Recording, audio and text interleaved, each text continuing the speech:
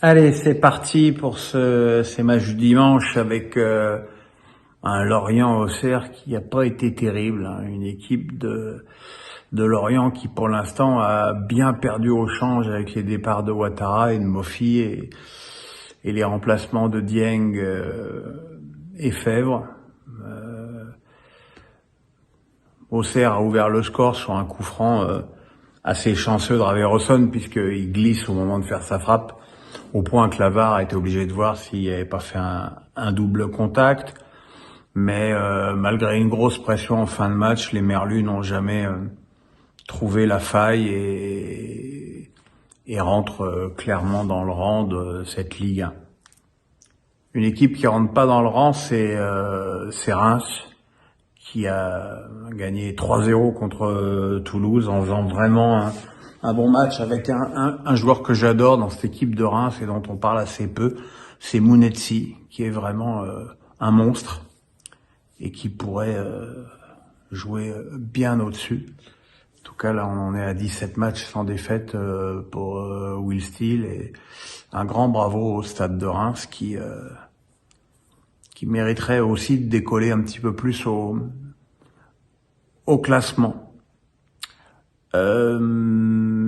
Nantes a perdu à la Beaujoire, dure semaine pour Nantes après la Juve contre Rennes, sur un but de Doku qui commence à mieux jouer. Je l'ai longtemps égratigné parce que il jouait la tête dans le guidon et qu'il était jamais décisif. Là, il est décisif, donc dont acte. Les Nantais qui décidément ont beaucoup de mal à marquer des buts. C'est le seul constat qu'on puisse faire de ce match pour eux. Et puis Rennes qui réagit bien après son élimination européenne. Clermont-Strasbourg, écoutez, vu le vent qu'il y avait, c'était pas un match de foot, hein, c'était un peu de la loterie, comme l'ouverture du score de Strasbourg sur un magnifique lob de Diallo du tibia. Les Clermontois ont égalisé en fin de match. Et c'était un match finalement très équilibré et qui permet aux Strasbourgeois de prendre 4 points en 2 matchs, qui est quand même pas si souvent cette saison. À 17h, une compo d'équipe absolument incroyable de Clément, qui a donc cru utile de faire tourner quasiment les 2 tiers de son équipe pour jouer le derby à domicile contre Nice, dans un match aussi important, vu que devant les deux équipes, devant les Monégasques s'affrontaient, donc il y avait dans tous les cas un coup à faire, se rapprocher du PSG, se rapprocher de Marseille. Mais cette compo d'équipe hallucinante et stupide, ce qu'il a admis d'ailleurs lui-même, puisqu'il a fait 4 changements à la mi-temps, les a totalement coulés. Nice en face a fait un match très sérieux et surtout clinique en contre, avec un doublé j'ai l'impression que ça fait 6 mois qu'il marquait pas. Enfin, un doublé de Terence Mofi. Le premier sur une énorme erreur d'appréciation de Dissasi, le deuxième sur un très bon ballon de Kefren Thuram, et puis Mofi, comme c'est un garçon poli, il a rendu la politesse à Thuram, qui a marqué le 3e but d'un joli tir. Malgré les 4 changements en deuxième mi-temps, Monaco n'a rien montré de mieux, et c'est un score extrêmement décevant et une semaine terrible pour l'équipe de la Principauté. Et puis ce soir, c'était le classique, et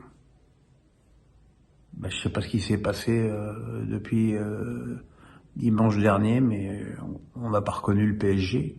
PSG qui nous a sorti probablement son meilleur match depuis le 7-1 à Lille cet été. PSG qui a écrabouillé une équipe de Marseille qui, pour la première fois peut-être cette saison, a semblé en dessous sur le plan physique face à son adversaire. Le PSG qui a Tous les joueurs du PSG ont été bons, même ceux qui étaient plutôt des boulets depuis des semaines, comme Ruiz, Vitinha. Il faut dire qu'évidemment la blessure de Neymar a changé la donne et qu'il y avait Messi devant et surtout évidemment Kylian Mbappé qui lui apporte cette profondeur qu'il n'y avait pas lors du match de coupe au Vélodrome. Et évidemment. La profondeur, c'est ce que Messi a trouvé sur le premier but, avec cet appel croisé magnifique d'Mbappé, qui trompe Paul Lopez d'un tir croisé. 4 minutes après, une merveille de passe de Mbappé pour Messi qui marque à bout portant. Et Paris qui mène 2-0 à la pause sans jamais avoir été inquiété. La deuxième mi-temps a été, et même on peut dire que Paris aurait pu mener 3 ou 4-0 vu que Mbappé et Messi ont eu et Marquinhos ont eu des grosses occasions. Deuxième période, Paris toujours incroyablement en place. Ruiz au harcèlement, Nuno Mendes magnifique, Marquinhos retrouvé. Et Marseille qui sert, qui a quand même une belle occasion avec une tête d'Alexis Sanchez magnifiquement repoussée par Donnarumma. Et puis derrière, le 1-2 incroyable entre Mbappé, la louche de Messi et ce tir croisé de Mbappé qui marque donc son 200e but sous les couleurs du PSG et qui égale et qui effacera dans les semaines qui arrivent Cavani des tablettes.